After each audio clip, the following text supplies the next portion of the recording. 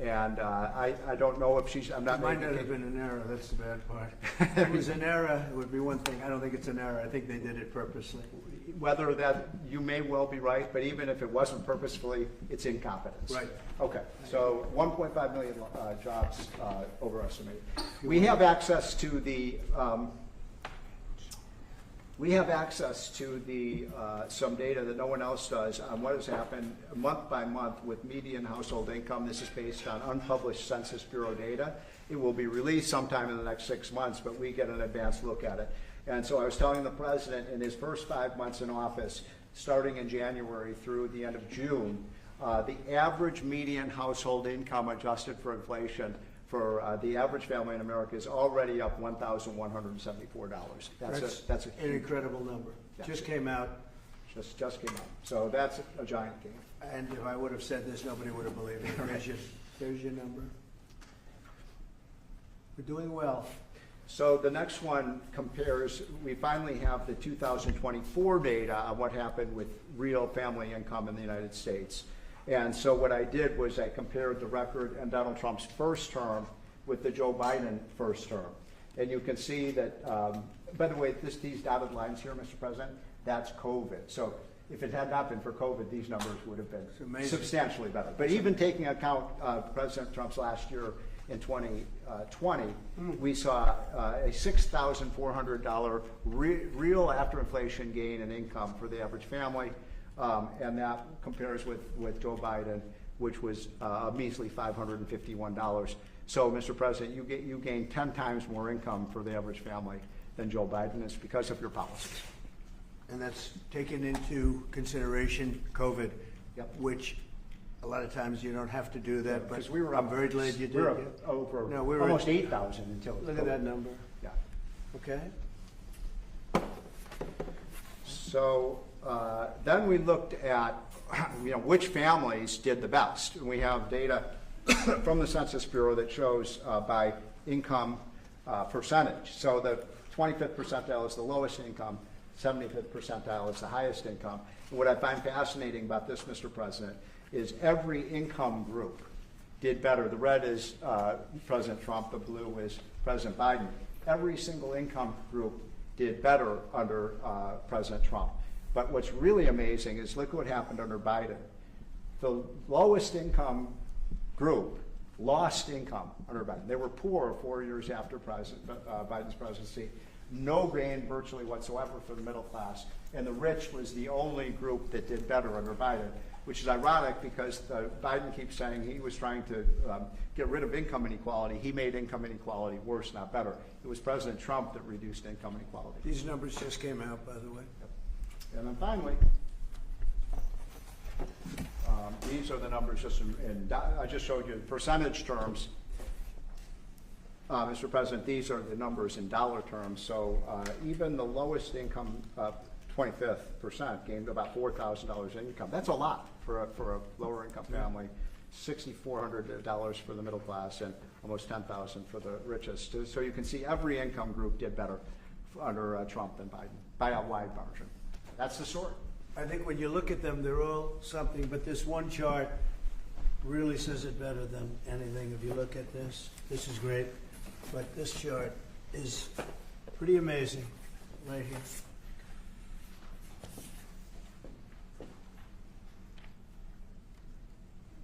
All new numbers. Okay, so we're going to go now over to East Room, and we're going to celebrate some very brave people with the Purple Hearts. Yeah, please. Mr. President, just to follow up on the India tariffs, do you expect increased trade negotiations, since you've announced the 50% tariff? No, not until we get it resolved. Mr. President, is your deadline for Vladimir Putin agreeing to a ceasefire still stand tomorrow, or is that fluid now that talks are... Say it, what? Is your deadline still standing for Vladimir Putin to agree to a ceasefire tomorrow, or is that fluid now? It's going to be up to him. And We're going to see what he has to say. It's going to be up to him. Very disappointed. Yeah. do you have to meet with? Does Putin have to meet with Zelensky in order and before you and Putin have to meet? Or No. Are you hoping So you're for willing to? That's actually important because President Putin said this morning he was pretty dismissive of this idea of meeting with President Who was? Zelensky. President Putin was. I don't know. I didn't hear For you him. to meet with him, he doesn't have to agree to meet with Zelensky. Is that what you're saying? No, he doesn't. No. So when do you think that meeting? They would like to meet with me, and I'll do whatever I can to stop the killing. So last month, they lost 14,000 people killed last month. Every week is 4,000 or 5,000 people. So I don't like long waits. I think it's a shame. And they're mostly soldiers. They're Ukrainian and Russian soldiers, and some people from the cities where, you know, missiles are lobbed in and you'll lose 35, 40 people a night, which is terrible. But no, mostly it's soldiers, and you're talking about, on average, 20,000 a month. 20,000 people are dying a month. Young, generally young people, soldiers. We're going to, speaking about soldiers, we'll see you over for Purple Heart. Thank you, press. Thank you, press. Thank you, press. Thank you, press. Thank you, press. Thank you, press. Thank you, press. Thank you, press. Thank you, press. Thank you, press. Thank you, press. Thank you. Keep moving. Thank you. Thank you, press. Come on, guys, let's go. Thank you, guys. Thank you, Mr. President. Thank you.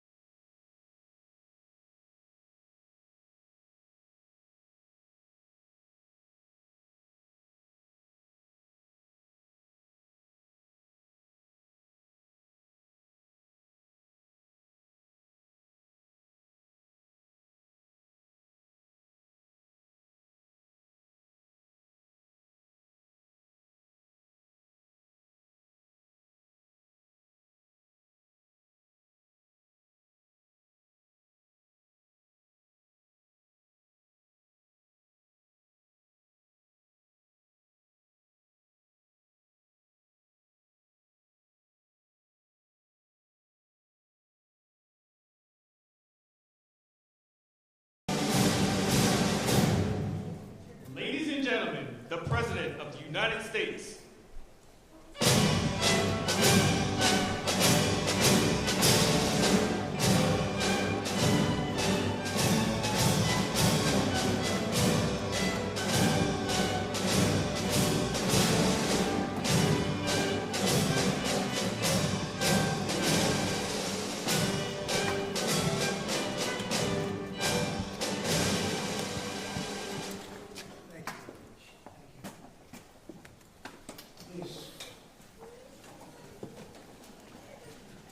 Nice crowd. I even hear a young, beautiful voice in the background, and that's good. That makes us all feel young. I want to thank everybody for being here on the 200th day in office. This is 200 days already. Time flies. But we have a country that's the hottest country right now anywhere in the world. A year ago, it was in a lot of trouble. It's the hottest country. And a lot of the people in this room made it that way. Perhaps the most successful and consequential first 200 days, they say, of an administration in history. So let's hope they keep saying it. There they are right there. I hope they keep saying it. But even more importantly, this is also National Purple Heart Day, and we're here to honor and celebrate the unyielding patriotism and grit and devotion to America's Purple Heart veterans. Is great emotion and great love. The Purple Heart dates back to August 7th, 1782. That's a long time, when General George Washington awarded a heart-shaped purple cloth to 3 soldiers for outstanding gallantry and service in battle. This afternoon, we're joined by dozens of Purple Heart recipients and their families, and just as General Washington did 243 years ago, today we give our everlasting thanks to you and your unbelievable families. We want to thank you very much for being here. It's my joy.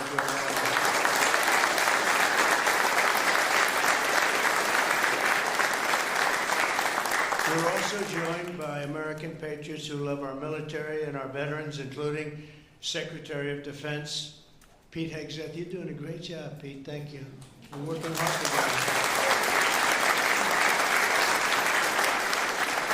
Secretary of Veterans Affairs with 92% approval rating, I hear. It's a record. Doug Collins. Thank you very much, Doug. The Director of National Intelligence, Tulsi Gabbard. She's got a lot of interesting things happening in the last 2 months. Keep it coming, Tulsi, keep it coming. Chairman of the Joint Chiefs of Staff, General Dan Kane, my friend. He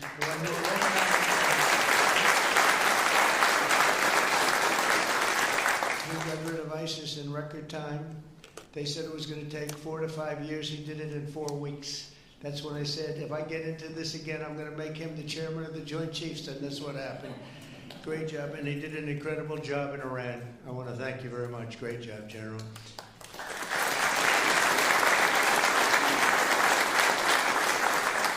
Deputy Secretary of Energy and Purple Heart recipient, James Danley. James, thank you very much, James.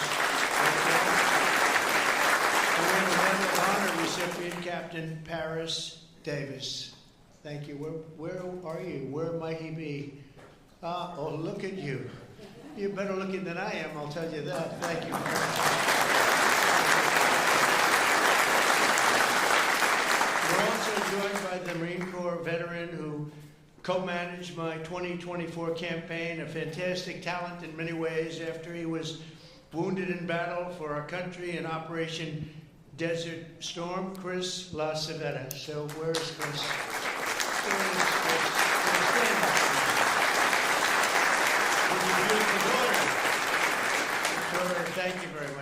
Thank you very much for being with your father. It's very nice. Every Purple Heart tells a story of courage, sacrifice, and purpose. It speaks of a price paid for the soldier beside you, the country behind you, and the generations of Americans yet to come. And we have some great generations to follow. It's going to happen. Those who wear this medal ran into bullets, faced ferocious bombs, and shed their blood on the field of battle. We will never forget what they did. We will always use them as an example of bravery and courage and strength. And we will also always think, when we look at them, of our great American flag. We want our great American flag to be strong, and it's stronger than ever. Since day one, my administration has used every power we have to fight for those who have fought for America. In 6 months, we have reduced the backlog of veterans' waitings, and that waiting list was very long, Doug, wasn't it, huh? For the benefits, and it's 37%. So it's just, is that all you did, Doug? 37? I don't know, huh? That's incredible, actually. You're getting tremendous marks, and we appreciate it very much. We processed more than 2 million disability benefit claims this fiscal year, on track for the most ever. In fact, not even close. We're slashing wait times at the VA medical centers, and we're bringing back VA choice and VA accountability. As you know, we had it, and then the previous administration, let's go with the Biden administration, they decided to get rid of it.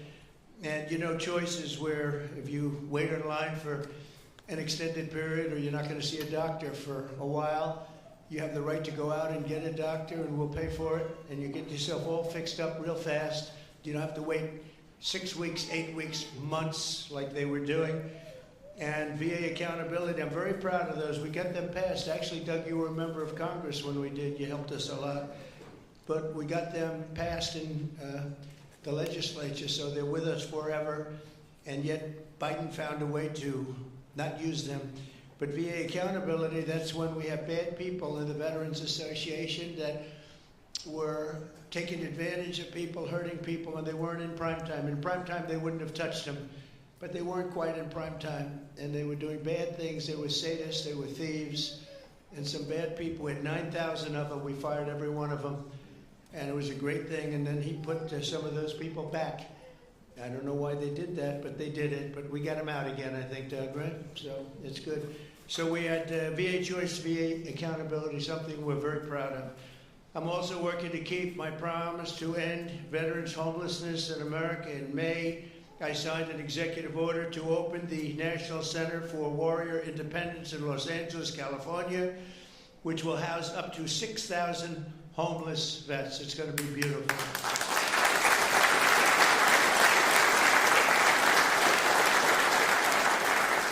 Last week I signed the VA Home Loan Program Reform Act, a big deal, to help ensure no veteran is kicked out of their home for a late payment. If you're a little bit late, don't worry about it. And frankly, if you're a lot late, you don't have to worry about it either. You just get it in when you can. Get it in when you can. America's veterans have done their duty for us, and under the Trump administration, we are doing our duty for you. Okay? That's the way it's supposed to be. One of our brave soldiers with us today is Army Veteran Specialist Kevin Jensen. In 2008, Specialist Jensen was a gunner in a Humvee racing to support a platoon ambushed by the Taliban in Afghanistan. His vehicle was hit by a roadside bomb, flew 10 feet. He flew 10 feet up into the air and exploded in flames. The whole place was in flames, including, unfortunately, Kevin. But he suffered deep third-degree burns, and all over his body he was in trouble, big trouble. Despite the agony, he selflessly ran to the aid of his platoon leader, who was engulfed, or just absolutely, everyone thought he was gone. He was engulfed in fire. "Sir, I've got you. I've got you, sir," Kevin shouted and pulled his friend to safety. Specialist Jensen earned the Purple Heart, and he's here today with the platoon leader whose life he saved, and our newly sworn-in VA Undersecretary for Medical Affairs, Captain Sam Brown. Kevin and Sam, please stand, and I know Sam very well. Sam is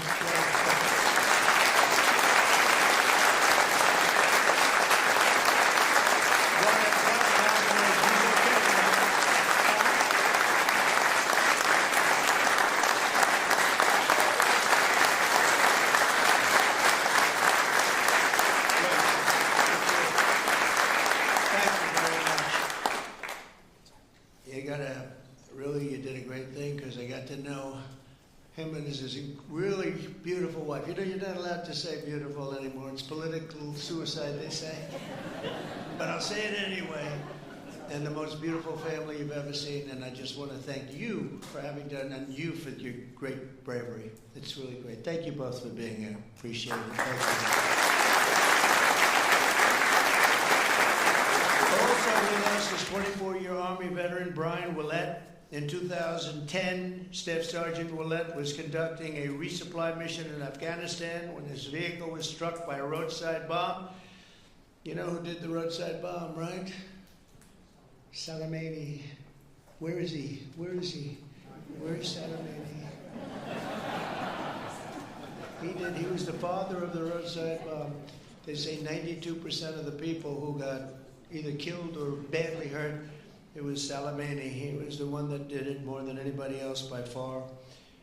Leaving this person very seriously injured 7 months later, Brian's teenage son, Private Kevin Willett, who was also deployed to Afghanistan, was standing guard when insurgent forces attacked with heavy fire. The grenade knocked him out and knocked him right to the ground. He was in big trouble, but Kevin rose to his feet and successfully repulsed the attack on his camp, earning both the Purple Heart and Bronze Star for valor. And I'd like to ask Brian and Kevin to please stand wherever you may be. Hi. Good job.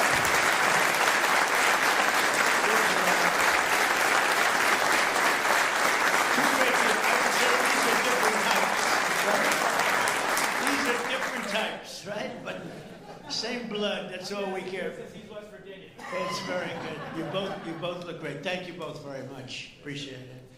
We're also joined by Marine Corps veteran Staff Sergeant Thomas Mateo, wounded 6 times during 2 tours in Vietnam. At the end of his first tour, shrapnel sliced open his abdomen and he was left bleeding and they thought he was gone. He was on the jungle floor for a long period of time, but he recovered and chose to go back and fight. Thomas later continued to protect our citizens as police chief of Hialeah Gardens and Inverness. That's 2 good places. We love those places. We love Florida.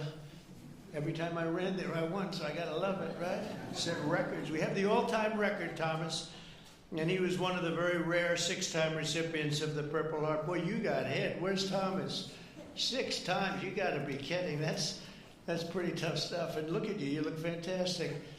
So did it have any negative impact on you, would you say, now that you're recovered, fully recovered, would you say? Do you get any extra aches and pains or anything? 2 prosthetic knees, sir. That's it. That's called an ache and a pain. That's right. I know, I have the whole list. It's amazing, and you look great. Thank you very much.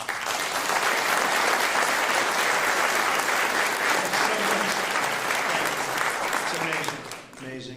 Last year, after an assassin tried to take my life in Butler, Pennsylvania, Thomas generously mailed me one of his Purple Hearts. Many of the other veterans showed me the same unbelievable gesture of kindness, including 3-time Purple Heart recipient John Ford and Gerald Enter Jr., who also came along with us and did us a great, great favor. Gerald, John, and Thomas, I want to thank you very much.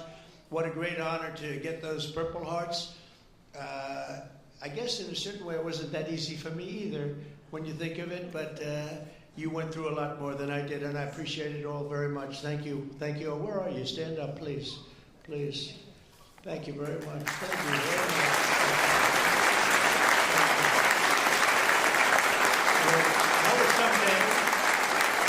That was someday we had together, huh?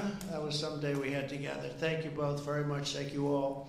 From the very beginning, our nation's fate has depended on heroes like those in the room who placed their bodies between the enemy fire and really that fire and the American freedom that we all love so much. Because of their sacrifice today, our flag is still waving proudly and our freedom is still safe and secure and our future is looking brighter and greater than ever. Our country is doing really well. We're very proud of our country. We had that mission. I watched those B-2 bombers with those pilots. We had them in the Oval Office celebrating their incredible bravery and talent. pure talent. Every single bomb hit its mark perfectly. And then we had Tomahawks coming in, 30 of them coming in from submarines that were 300 miles away. They all hit their mark too. Look at this smile on you. You think that's your boy. Look at his smile. But pretty good, right? Pretty good. We had them and we celebrated all together. We actually had 52 tankers. Can you imagine? We had a lot of the people over to the White House, to the gardens, and it was an incredible day. It was a day of celebration. They've been looking to do that for 22 years. One of the pilots came up and said to me, you know, we've been waiting for 22 years, my predecessors, because he was a young guy, but he said, we've been practicing this 3 times a year for 22 years. Who knew that, Pete? And I said, you mean you knew exactly what to do? He said, every single year, 3 times a year, we'd practice for that specific event, and you were the one that had the guts to do it, send us on our way. I said, were you happy or unhappy about the fact that I said, he said, we couldn't get into the planes fast enough, right?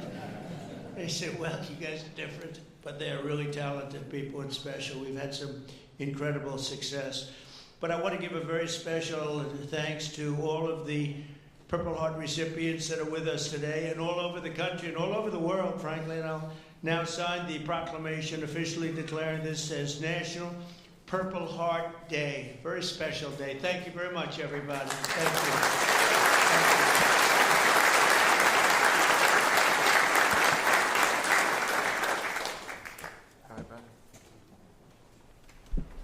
I know who I'm giving this pen to.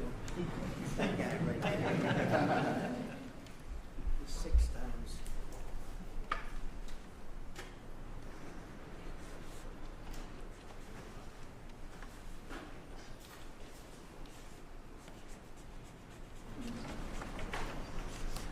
And that is not done by an auto pen.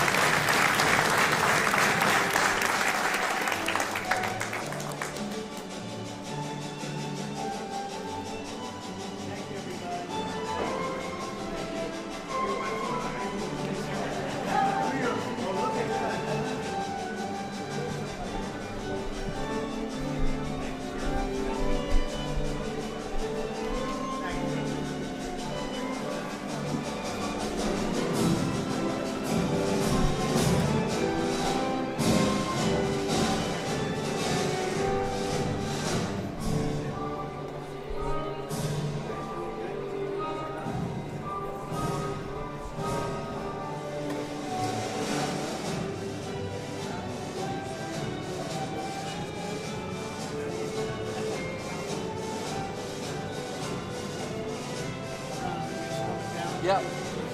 Gotcha.